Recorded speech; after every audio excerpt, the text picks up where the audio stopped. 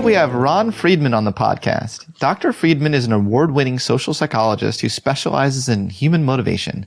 He has served on the faculty of the University of Rochester, Nazareth College, and Hobart and William Smith colleges, and has consulted for Fortune 500 companies, political leaders, and the world's leading nonprofits.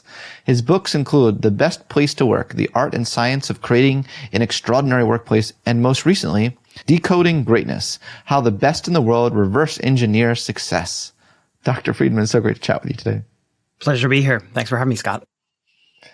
Oh, wow. So it's been quite some time since you've last been on the Psychology Podcast, hasn't it? It has. 6 years, maybe more. You were one of the early guests of the show. You know what? It's always a pleasure to speak with you, but I have to applaud you for the incredible growth of this show. And it's no small measure to, I think, your curiosity and your presence on these shows. So I don't know how much you want to spend talking about you, but I'm happy to do it all show long. Thank you. That was enough. That was enough. I really do appreciate it. I'm antsy and I'm eager to jump into your new book because it's an area of interest I've had for many years. I've obviously written this topic, tried to study it scientifically. What are the ingredients of greatness? And you have a very fresh take on it, which comes down to trying to reverse engineer greatness. Can you tell me a little bit about what that means, reverse engineering greatness? Yeah. So let me take a step back and just give it some context. So there are two main stories that we've been told throughout our lives about what is required to achieve at the highest levels. And those two big stories are, number one, that greatness comes from talent. And this is the idea that we're all born with unique strengths, and that the key to finding your greatness is identifying a field that allows your inner strengths to shine. The second major story is the Malcolm Gladwell story. It's the story of practice. It's the idea that if you just have the right practice regimen and that you have the discipline to execute against it for year after year after year, that eventually you'll become great. But what I discovered in doing the research for Decoding Greatness is that there is a third story about how people rise to the top of their professions, and it's one that's not often discussed, and we could talk about why that is, but it is strikingly common among artists and entrepreneurs and inventors, and that path is reverse engineering. And reverse engineering simply means identifying extraordinary examples in your field and then working backward to figure out how they were created. And there are all sorts of examples of this throughout history. So, in Silicon Valley, the idea of reverse engineering is very well known. There's a long history of coders who have deconstructed winning products to identify how they were created. It's how we got the laptop and the personal computer and even the iPhone. But it goes far beyond that, because what most people don't realize is that reverse engineering is how authors like Stephen King and Malcolm Gladwell learned their craft, and how painters like Claude Monet and Pablo Picasso became groundbreaking artists, and even how comedians like Judd Apatow became remarkably high achievers. So reverse engineering, working backwards from extraordinary examples to identify how they were created, turns out to be way more common than we've been led to believe. Amazing. There's this idea in psychology when we're trying to understand the determinants of greatness. Like Anders Ericsson, who studied the expertise approach, will take experts and try to understand what is it the experts have, to explain greatness. But as a lot of scientists have critiqued that approach, because it already weeds out all the predictors of it earlier on. When you only look at those who have reached a certain threshold, you might be missing out on various characteristics and traits that were important in the earliest stages of things. So how do you get around that criticism? Like, I could see a scientist hearing your approach and asking that question. I can hear their voice in my head. Yeah. You know what? Frankly, it's irrelevant to my enterprise, because what I'm interested in is what is the methodical approach to take extraordinary examples and figure out what we can learn from them. So I'm less interested in what made someone else great than I am in having a methodical approach for improving my own skills. And that's what Decoding Greatness is about. It's about the methods and the techniques that you can use to unpack extraordinary work. So one example I offer in Decoding Greatness is I show you how to reverse engineer the most popular TED Talk of all time. And that TED Talk belonged to Sir Ken Robinson, who's no longer with us. And if you go online and you check out that talk, it's a talk about how school beats the creativity out of us. It's the idea that children are very curious at an early age. They arrive at school and then they're taught that there's only one right answer. And that constant reinforcement of the idea that there's only one correct answer short circuits their interest in exploring different ideas. In any event, in Decoding Greatness, what I do is I show you how to use various techniques to illuminate what he's actually doing there. So one of the techniques is to reverse outline. Reverse outlining is a twist on the traditional outlining approach. So when we outline, we bullet point what we're going to put into a finished piece. Reverse outlining is taking someone else's finished piece and then working backward to identify what that outline might look like. That's a technique that can help you identify what is happening over the long stretch of a talk and kind of give you a big picture view of what's happening. And so it shows you the flow. But more importantly, what I do to his TED Talk is I quantify different features, meaning I turn certain features into numbers. And I show you that over the course of this very popular, just a 20-minute talk, he shares a grand total of one persuasive fact. Now, that's a remarkable statistic because if I were to create a new TED Talk, I would assume that I'd need to just really flood you with a lot of persuasive information to convince you of my point of view. He's got one persuasive fact. What's he doing a lot of? He's telling a lot of jokes. He's got 40 jokes in 20 minutes, and he is giving you a lot of personal anecdotes. And so just that short analysis that I've just shared with you in the last 2 minutes gives you a vastly different picture of how to craft a TED Talk than you might have had, and gives you direction so that if you're creating your own TED Talk, you now have a template from which to work as opposed to just staring at the blank page. And I think that's powerful, is just knowing how to take apart extraordinary examples, turn them into a template to give you that head start on crafting your own material, I think is invaluable. Yeah. I love that TED Talk, and I love that topic, creativity among kids, and may both Sir Ken Robinson and Anders Ericsson, who I mentioned earlier, rest in peace. I have great respect for both of them. Yeah, incredible contributors. Yeah, for sure. You talk a little bit about how both Steve Jobs and Bill Gates reverse engineered the Xerox to a certain degree, and you make it clear, and I really liked your actually nuanced footnote. I think you should have put that footnote in the main, thing, but you have this footnote where you say, you're not saying that they stole the idea, but that, they definitely were inspired by it and then built upon it.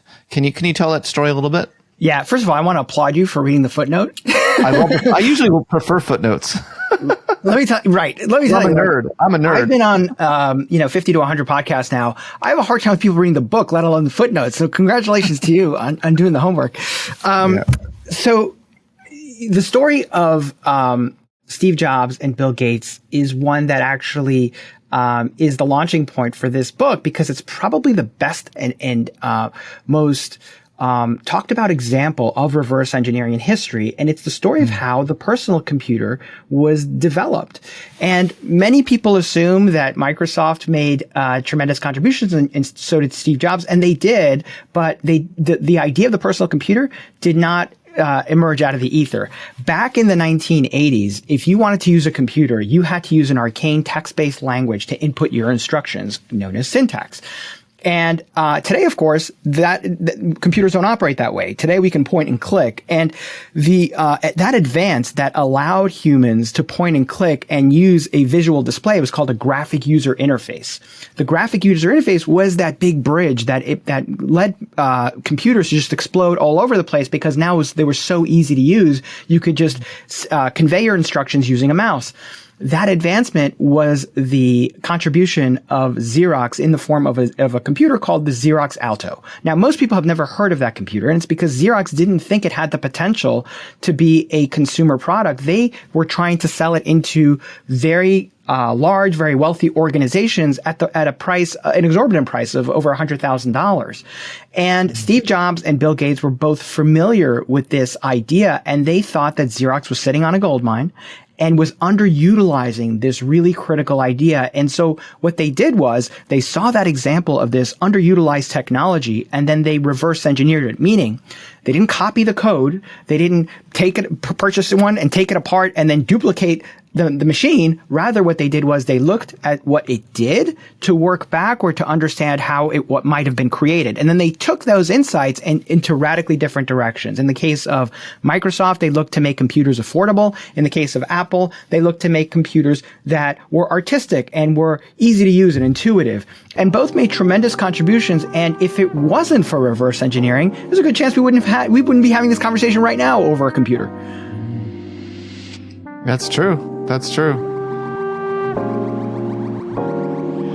Hey everyone, doing this podcast for y'all is one of my greatest privileges, but the costs of maintaining a professional production like this one really adds up. I'm grateful to today's sponsors who help fund the show, but if you prefer a completely ad-free experience, you can join us at patreon.com/psychpodcast. You'll get completely ad-free episodes, all while directly supporting the show for as little as $5 a month. That's patreon.com/psychpodcast. I'd like to take a moment to talk about our sponsor, BetterHelp.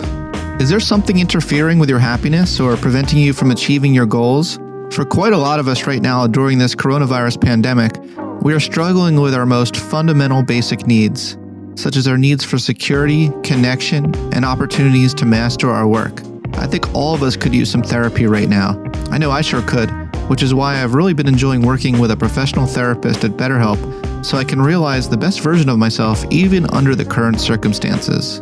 BetterHelp will assess your needs and match you with your own licensed professional therapist, and you can start communicating with your therapist in just under 48 hours. Note that it's not a crisis line and it's not self-help. It is professional counseling done securely online. There is a broad range of expertise available, which may not be locally available in many areas. In fact, the service is available for clients worldwide. What I really like about BetterHelp is that you can log into your account anytime and send a message to your counselor. You'll get timely and thoughtful responses, plus you can schedule weekly video or phone sessions so you won't ever have to sit in an uncomfortable waiting room as you often have to do with traditional therapy. BetterHelp is really committed to facilitating great therapeutic matches, so they make it easy and free to change counselors if needed. It's more affordable than traditional offline counseling, and financial aid is available. BetterHelp wants you to start living a happier life today. Visit their website and read their testimonials that are posted daily. Here's a recent one. Camilla helped me turn my life around. Everything has been so positive for me since our first session. Deep gratitude. I'm pleased to announce a special offer for listeners of the Psychology Podcast. You can get 10% off your first month of professional counseling by going to betterhelp.com/psychpodcast. That's BetterHelp/psychpodcast. Join the over 1 million people who have taken charge of their mental health with the help of an experienced professional. Okay, now back to the show. I love the story you tell about how Steve Jobs thought Bill was stealing his idea, and he brought Bill over to a meeting, and Bill's like, well, what was the quote? Man, this is a great quote. You stole, but yeah. This is a tremendous showdown between these two entrepreneurial giants.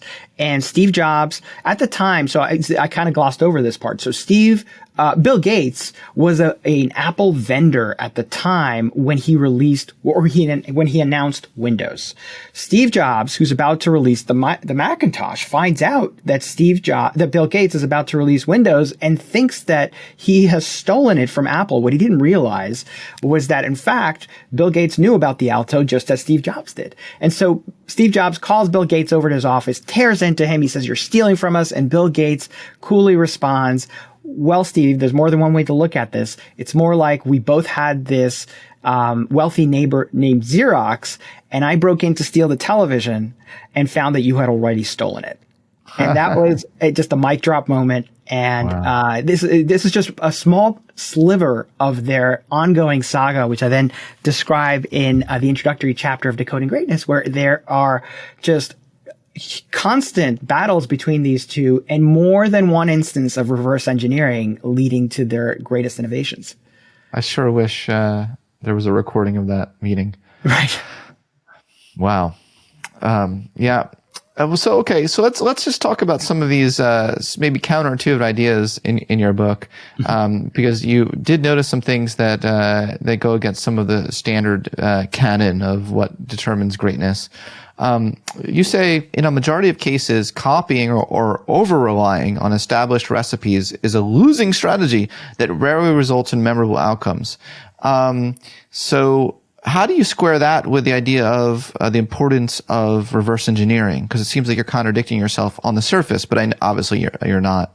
Yeah, so that's a great point. So just to say that a little bit differently, what I argue in this book is that if all you're doing is copying someone else's proven formula, chances are you will not succeed. And there are two critical reasons for that. The first reason is that the person who was successful with their iteration likely has some characteristics or personality traits or attributes or experiences or reputation that enabled them to be successful the first time. So I gave the example of Sir Ken Robinson. He's telling 40 jokes over the course of 20 minutes. I'm not a particularly funny person. If I got up on the TED stage and tried to tell 40 jokes, it would be a disaster. It works because he's a funny guy and he's got a particular style of delivery. There's another reason why simply copying someone else tends not to work. It's because audience expectations shift with time. So in the book, I give the example of Twilight. And the book Twilight, for those who aren't familiar, is the story of a teenager who falls in love with a vampire. When that book came out, it exploded. It was on the bestseller list for quite some time. So all these copycats come out of people falling in love with vampires, and they all fail miserably. And why do they fail? It's because audience expectations shift, meaning that the idea that was once novel, it now feels, like it's been done. It's no longer interesting.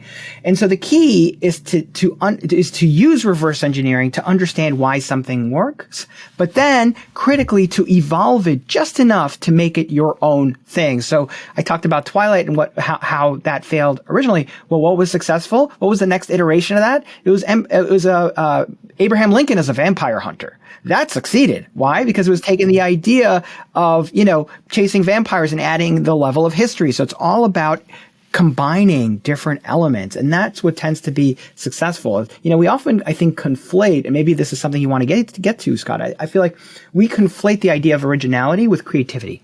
Those two terms are not the same thing. Just because you are not original doesn't mean you're not creative. And just because you're creative doesn't mean you're necessarily original. And as it turns out, originality tends to backfire. So it's those iterations that are completely new and overwhelm audiences with originality that tend to fall flat. And it's because as a species, we tend to be distrustful of the new. And that distrust extends to the way we experience objects and experiences. So I talk about in the book about this study that was conducted by the Harvard Business School, looking at the type of medical research grants that get funding. And what they did in the study was they had objective raters code the proposals for the degree of novelty that they each had. And then they looked to see whether the degree of novelty predicted receiving funding. And what they found was that the grant proposals that had the most originality tended to get rejected. The grant proposals that had no originality also got rejected. What got funding? It was the grants that had a minor dose of novelty. And the researchers refer to this as optimal newness. And I think what that teaches us, and is really critical if you're someone who's in the arts, or if you're someone who's even, in the business world trying to introduce a new product or service, you don't want to overshoot the mark by overwhelming people with originality. What you want to do is you want to give them something that they have experienced before and then modify it or combine it with an insight or an approach from a different field that makes it slightly new. That you're far more likely to win popular approval and respect and admiration if you go with that approach. Yeah, that's consistent with the creativity literature, the science of creativity literature. Usually creativity is defined as both originality and meaningfulness, one without the other. It doesn't equal creativity. So if you're just wildly original, like a schizophrenic word salad, but it has no meaning, like people aren't going to be like, it's brilliant. Yeah. It has to, it has to fit into someone's pre-existing schemas to at least some degree, at least some degree. Yeah, cool. I'm going to ask a very unrelated question, but what algorithms like Tinder teach us about improving our skills? Or is it related? It's hugely related. Okay. It's hugely related. Yeah. So this is another interesting story. This is in chapter 2 of Decoding Greatness, where I look at what algorithms can teach us about finding hidden patterns. And the way that algorithms work is that they present, in the case of Tinder, they present users with a small sample set of potential mates, and they ask them to swipe right if they find them attractive, swipe left if they find them unattractive. And then it uses, what Tinder algorithm does, it then uses the people you've swiped right on to look for commonalities and there may not even be things that you are conscious of. So for example, let's say, Scott, that you've rated, 10 potential partners, and 5 of them were attractive to you. What Tinder's algorithm will do is they're usually all redheads. Well, you spoiled the big reveal. But they maybe other things besides redheads. Maybe you're conscious of redheads, but you're not conscious of the fact that they all tend to like spicy foods, or they like the outdoors, or they're introverted. All of those types of features that may be hidden in their personality profiles that you may not be optimizing for on the conscious level, but in fact are the things that appeal to you. That's what enables Tinder's algorithm to then present new potential partners that share those traits and increase their chances of helping you find the right mate and live happily ever after. But without that initial set of examples, Tinder's algorithm is fairly useless. And the same is true for all of us. If we're looking to find patterns in extraordinary work, what we need are examples of the types of work that we find resonant, which is why one of the first strategies I offer in this book is to become a collector. So if you want to get good at reverse engineering and learning from the best in your field, it helps if you can identify examples that you find resonant. And so I argue that rather than simply passively enjoying experiences, start a collection. I can tell you, when we think about collections, we think about physical objects. We think about stamps. We think about rocks or gems or wines. But that definition of collections being only relevant to physical objects is too narrow. And in fact, I can tell you that presenters will collect presentation decks, copywriters will collect headlines. I'm a writer. I don't know about you, Scott, but I collect stories. I collect academic journal articles. I collect powerful verbs. All of the things that I will then draw from as I'm writing my next book or my next article. And so when you have a collection of the works that you consider extraordinary, now you can start to unpack them for patterns. And it's by comparing the ordinary against the extraordinary, meaning the things you have in your collection versus the things that didn't make your collection. And now by comparing the two, you can't help but identify some of the ingredients that went into creating it. And so if you the question I often get is, well, how am I supposed to create this collection? It could be as simple as just starting a Google Doc, of if you're a marketer, you can start collecting websites that you consider impactful. If you are a writer, you can use Google Docs as well. If you are a designer, you can start collecting images on Pinterest. And again, it's just about having that personal museum that you can then go to and visit, not just for unpacking and reverse engineering those great examples, but also just to go somewhere when you want to be inspired. Instead of just simply looking at that blank page, if you're a writer, you can have a collection of powerful openings, scan them before you start writing, and I bet you it'll make your work a lot easier. Did you know that every year, U.S. businesses waste billions of dollars because bad writing causes confusion, misses the mark, or just takes too long to get to the point? On the flip side, better writing always helps businesses win and impress customers, enhance brand perception, improve internal communication, and strengthen relationships with critical partners. Better, faster writing means better business, which is why your team needs Wordtune. Going way beyond simple spelling and grammar correction, Wordtune is the only AI-powered writing tool that understands meaning, offering writing suggestions that help anyone achieve clear and compelling writing. It's the ultimate writing tool to elevate your entire team's writing instantly. I was wondering how this thing worked, so I gave it a try. I was having trouble finding the right way to phrase something and was pleased with the options Wordtune gave me based on my own words. I particularly like that the suggestions sounded like something I'd actually say, Wordtune also helped make some of my sentences sound less academic and flow better. It was kind of like having a real-life writing editor sitting next to me all day long. It felt very comforting. When can your team use Wordtune? Wordtune improves performance on any project. Everything from internal emails to press releasing, sales outreach to customer services support, and so much more. You can use Wordtune anywhere you're writing online, including Google Docs, Slack, Outlook Web, and WhatsApp. Are you learning to elevate your entire team's writing? My listeners can get a discount for their team today at wordtune.com/psychology. Wordtune improves writing efficiency up to 4 times. Better, faster writing means better business. Start writing with Wordtune at wordtune.com/psychology. Cool. You know, the secret Easter egg of this podcast is you're actually teaching people how to learn. Exactly right. Not just decode greatness, but learn anything. So what does the Ritz-Carlton hotel chain know about this? Because you say they know a little bit something about how to improve at anything. Absolutely. And so the Ritz-Carlton is, if you've ever looked into high-priced hotels, Ritz-Carlton is usually at the top of the list. They're year after year one of the best at customer service. And how they got really good at customer service is by identifying a particular metric that they wanted to get really good at. And I use this example because in the first half of Decoding Greatness, I show you all these examples of how people are reverse engineering in different fields. And I show you how you can reverse engineer formulas, and then also how you can modify their formulas just enough to make the winning formula original and novel to you. The second half of the book is about bridging the gap between your vision, in other words, the formula you're trying to execute, and your current ability. Because chances are at the beginning, when you're just starting out, your skill level won't be high enough to execute against the formulas that you've decoded. And so it's critical to know how to skill build quickly. And the first chapter in that section on bridging the gap between vision and ability is called the Scoreboard Principle. And the Scoreboard Principle is simple. It simply states that the secret to improving at anything is measuring. In other words, anything you measure, you are likely to improve on. Measurement begets improvement. Measurement begets improvement.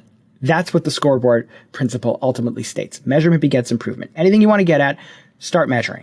And the Ritz-Carlton is committed to one particular metric because they know it will mean everything for the success of their hotel. In the case of the Ritz-Carlton, that metric is Net Promoter Scores. Now, Net Promoter Scores is just a fancy market research way of saying how many people who leave your hotel are likely to recommend the experience to a friend or a colleague. They don't just simply measure customer satisfaction, although they're interested in that. They're primarily interested in Net Promoter Scores because they realize that it's not enough just for people to have a good experience. You want your customers talking to their friends and colleagues because then that's how you grow your customer base and get new customers. So they're interested not just in having people who have great experiences. They're looking to create raving fans. And so after you leave a Ritz-Carlton hotel, you'll get an email within 24 hours asking you how likely you are to recommend the experience to a friend or a colleague. And every Ritz-Carlton is obsessed with this number. They share it with their staff on a daily basis. And it's one of the reasons they've uncovered leading indicators that improve the hotel experience for their guests. So in the case of the Ritz-Carlton, one of the things they discovered is that one of the biggest drivers of Net Promoter Scores is the extent to which you fulfill customers' unexpressed desires. So there's two things that people often use. They use expressed need is the thing you specifically ask for. So an example of this is if I call up the Ritz-Carlton and I say, do you have a cafe? The answer to that is yes. But if they want to go further and they want to address my unexpressed desire, they might say, and they'll often do this at the Ritz-Carlton, is they'll say, yes, we do, sir. Would you like me to text you the menu? You see how that's taking it one step further by trying to read into what it is I really want, not just what I actually asked for. And they do this spectacularly at the Ritz-Carlton. It's crafty, and it's why they've become one of the best hotel chains in the world. In that context, it's a good thing. I don't know how much you want to be going around your daily life. Maybe it's a good way to make friends, new friends, and lovers. But that's very strategic. Wow. Okay. I want to transition for a second and talk about courage. Yeah. Because that part of your book kind of blew my mind a little bit. Right? Because we're often told that growth requires courage, right? And the only way to improve is to get outside your comfort zone, learn from your risks, or take risks, learn from your mistakes. But you've found, reverse engineering things. That's not always the case, or necessarily the case, right? Yeah. If you look at the most successful businesses, they're taking risks all the time, but they're not necessarily putting everything on the line. They're being very strategic in the risks that they take by minimizing the impact if those risks fail. So a great example of this is, and by the way, this is an approach we can all use in our own lives to improve our ability to grow new skills. And so one example I give is how businesses will often test with a small subgroup of their customers before releasing a new product out into the field. And so, there are all these examples of companies that, test in small markets. Often they'll do it in less developed countries because the price of advertising there is lower. And so they're able to get some feedback that it then improves the product before they release into more expensive markets. We as individuals can learn from this. I give the example in the book of Tim Ferriss and how Tim Ferriss came upon the title for his first book, The 4-Hour Workweek. In the case of Tim Ferriss, he didn't have a huge audience at the time. He was a relative unknown. And so what he did was he took $100 out on Google AdWords and he tested the different titles he was considering to determine which title got him the most clicks. It cost him $100. He didn't take, and he was able to get some great feedback right out of the gate. What he didn't do was he didn't just release the book out and then, find his courage and hope that it worked out. He got some feedback and cost him $100 to do it. That's just one example is applying it with a small audience. So in the case of everyday individuals, if you have a new product you're considering, if you're working in a business, for example, instead of simply releasing that new product and hoping that it works, test it with a few customers or a few clients and get some feedback in advance before you invest some time producing it. We all have access to test audiences now on places like Facebook and Google. It doesn't cost a ton of money and it gives you some immediate feedback to determine whether you're on the right path. So, for example, if you're considering writing a novel, why not run ads to it as if it existed and determine whether or not it gets some clicks? That'll tell you whether or not you're on the right path. Another great example of this, Scott, this is one of my favorite examples in the book, is selling first and then building later. This is what a lot of businesses do, is they will sell first and build later. And a great example of this is the story of Nick Swinmurn. And Nick Swinmurn was in the turn of the century. He was living in Silicon Valley. He was looking for a pair of shoes at the mall, couldn't find them, and thought to himself, man, there has to be a better way to buy shoes. And so what he did was he opened up a website, and he didn't have any money to build a shoe warehouse. So what he did was he went to his local shoe store and he took photos of their shoes, and he came to an agreement with the manager and said, look, I'm going to take photos of your shoes, and if anybody buys them, I'm going to come to your store, I'm going to physically give you the money, and I'm going to ship it to them in the mail. And the manager's like, okay. And Nick Swinmurn is one of the founders of Zappos.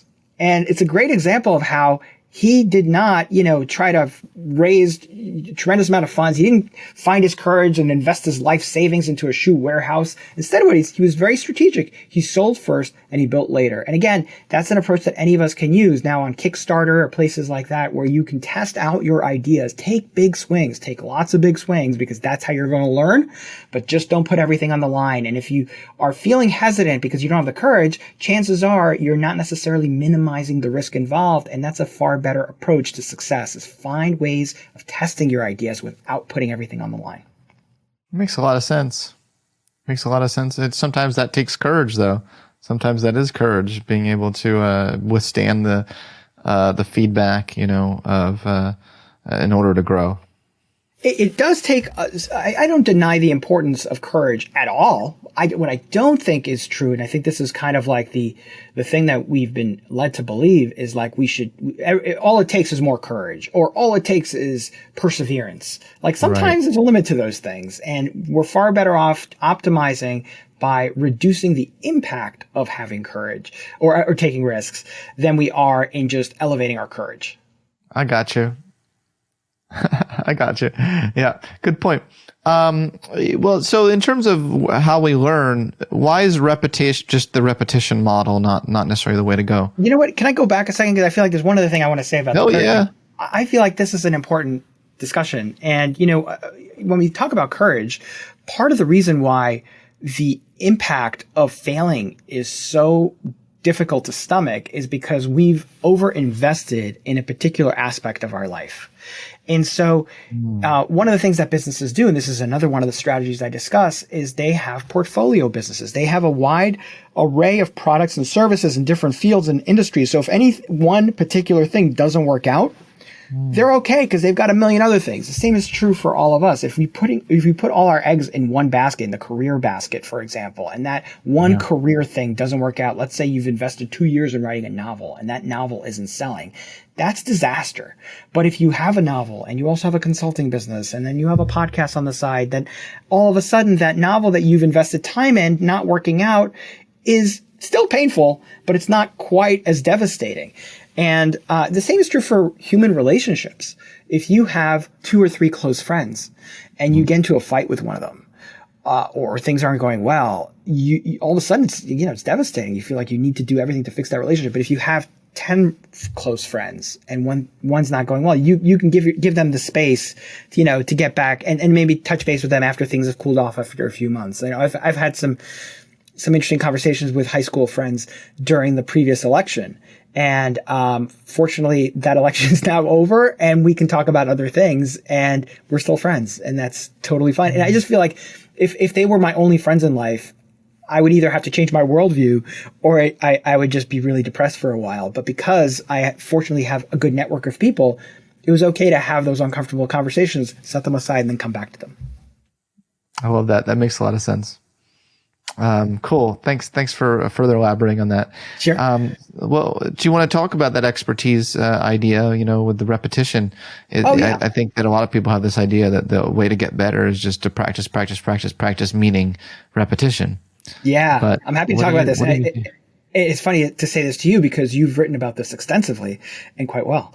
So the idea of simply practicing. So in other words, if I'm just trying to get better piano and I'm just going to play the same song all the time and not push myself to focus on the parts of the song where I have tremendous difficulty, I'm likely not going to improve. And part of the difficulty with practice is that the human mind is constantly working to automate things, meaning that one of the reasons we're able to now drive or brush our teeth while thinking about what we're going to have for dinner or what we're going to do the next day is because we're not consciously thinking very carefully about those physical activities. We've now automated it. And on paper, automaticity is wonderful. It allows you to multitask and do lots of different things. But when it comes to improvement, automaticity is a barrier because you're not paying careful attention. And unless you're paying careful attention, chances are you're not going to identify those parts where you're struggling and you're not going to push yourself to improve on them.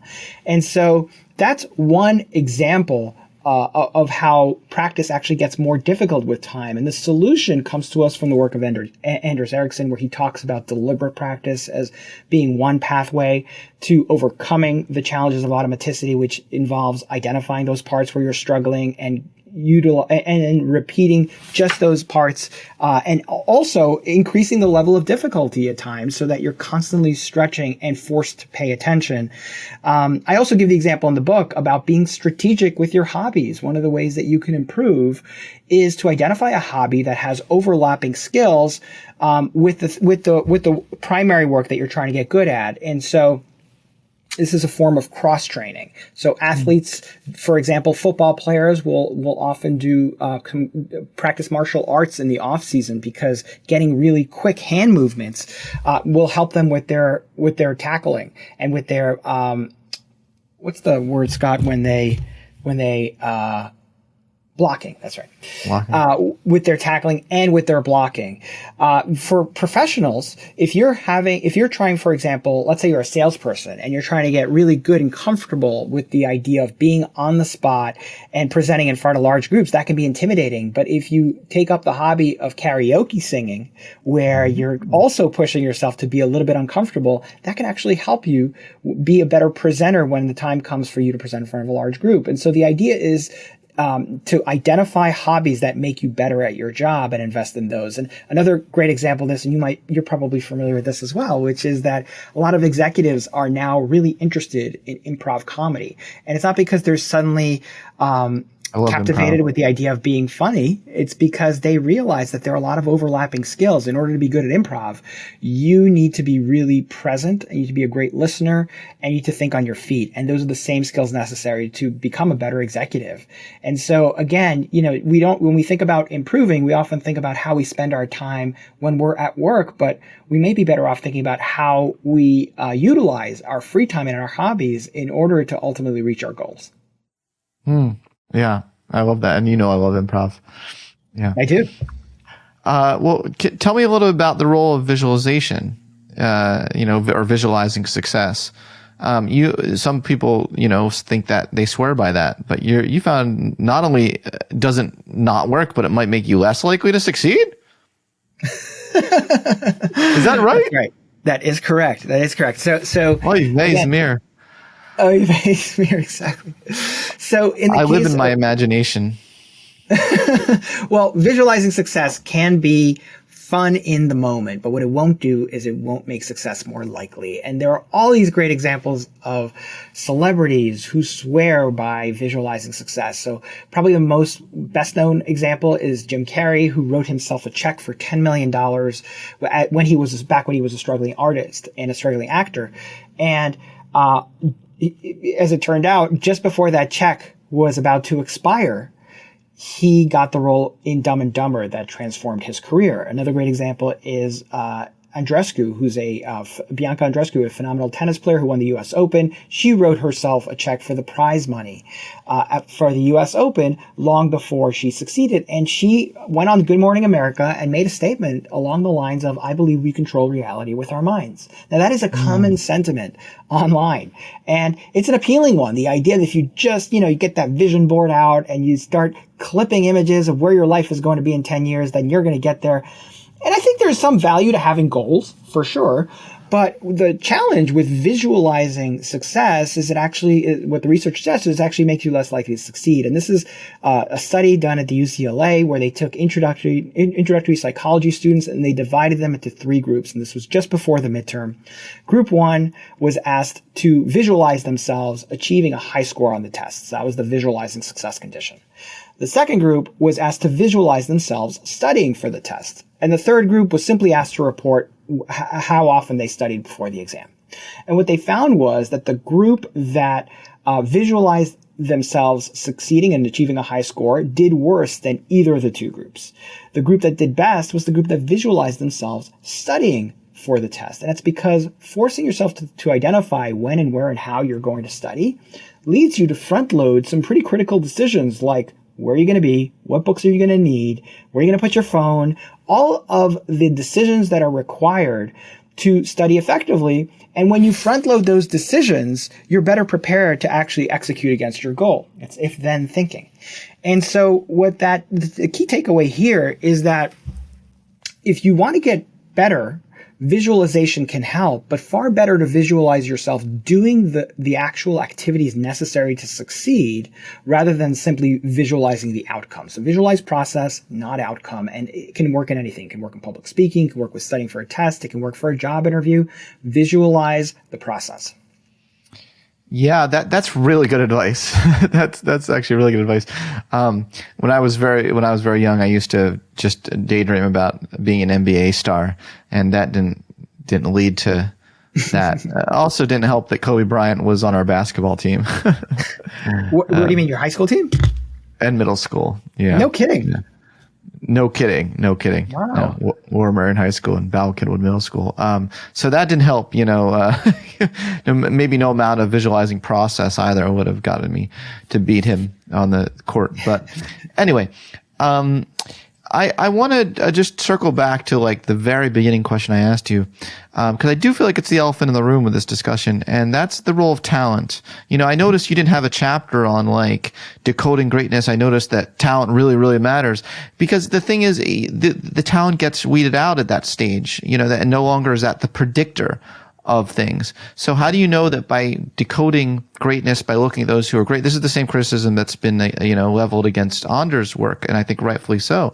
Anders really underplayed the role of talent because he was looking at those at stages of the development of the expertise process, of world-class expertise, where talent was no longer the biggest predictor, but it was a pretty big predictor earlier on. So, so what do you see as the role of talent there? I think talent is certainly plays an important role. There's no question. And so does practice. If you practice effectively, you're going to get better. If you are born with a particular set of strengths that lend themselves to your particular field, that's vital. But I guess I'm less interested in identifying the true causes of greatness than I am about identifying the tools that any schlub off the street can use to improve their skills quickly. That is a far more interesting to me. So, I've often thought about, other people in our space, Scott, about, there are people who are really interested in identifying what the top people in the world are doing and then popularizing that. And I think that's interesting work. I follow it. I read it. I'm not interested in that. I'm not interested in microdosing LSD. That's not for me. That's not for most people. What I am interested in. You only want a macrodose. Macrodose, right. More interesting to me are the tools and techniques that everyday people can use right now to get better. And I think that this is a vital and overlooked approach that people don't talk about. Now, we didn't touch about why it is that people don't talk about it. I think this is important. I think the reason people don't talk about reverse engineering, even though a huge number of people at the top of their fields do this, I think that they're secretly ashamed. They're ashamed that they are copying. I think they think that maybe they think this, maybe they don't. Yeah. I'm going to argue that reverse engineering is not copying. And even if it were copying would make you more creative. And so this is one of the most important findings in this book, one of the most important, most interesting findings is how if you actually do take the time to copy someone else's work privately, not passing it off as your own, just simply, copy work is an idea I'm sure you've discussed previously on the show. It's to give you an example of what that means. It's simply taking a finished work and then trying to reproduce it, whether it be a painting or a blog post or a book, reading a page, trying to recreate it from memory. That process actually makes you more creative, not less. And this is not just me saying this. There's research out of the University of Tokyo. This is creativity experts who brought people into the lab. These were amateur artists. They divided them into two groups. Group one was asked to create original artwork every day for 3 days straight. Group two was asked to create original artwork on day one. On day two, they were asked to copy the work of an established artist. And then on day three, they were asked to resume creating original works. And what they were looking at, what the experimenters were interested in, is which of the two groups was most creative on the final day of the experiment. And so they brought in objective raters and they had them code and rate the artwork produced on the final day of the experiment, looking at the level of creativity. And what they found was that the second group, the group that had paused to copy the work of an established artist, was significantly more creative on the final day of the experiment. And it wasn't simply by replicating the approach that they had learned from on the second day of the experiment by copying the established artist. It was been going off in completely different directions by doing things that had nothing to do with the work that they had observed. And so the question is why? Why does copying make us more creative? And it's because when we do that copy work exercise that I described earlier, where you're copying someone else's established work and trying to reproduce it from memory, what that process does is it forces you to compare your instinctive inclinations against the decisions of a master. And often what that does is when you're comparing your instinctive inclinations to the work of a master, you are enlightened and your eyes are open to all these different possibilities that are hidden in your work that you had been ignoring until now. And so far from dismissing the idea of reverse engineering or studying the work of someone else's work really closely as something that only hacks do, I think we need a better approach for learning from the best in the world so that we can not just elevate our skill level, but also enhance our creativity. Oh, that felt like a good place to end. You say in your book, no matter what your field, your capacity for achieving at a high level need not be defined by whether or not you are fortunate enough to be born gifted or happen to receive the guidance of an expert. I do think that reading your book can help any schlub. Maybe not become a genius, but certainly learn faster, learn better, and maybe even have a better quality of life. So thank you so much for being on my podcast today and sharing your great wisdom. Oh, my great pleasure, and thanks for the great questions. Thanks for listening to this episode of the Psychology Podcast. If you'd like to react in some way to something you heard, I encourage you to join in the discussion at thepsychologypodcast.com. That's thepsychologypodcast.com. Also, if you'd prefer a completely ad-free experience, you can join us at patreon.com/psychpodcast. Thanks for being such a great supporter of the show, and tune in next time for more on the mind, brain, behavior, and creativity.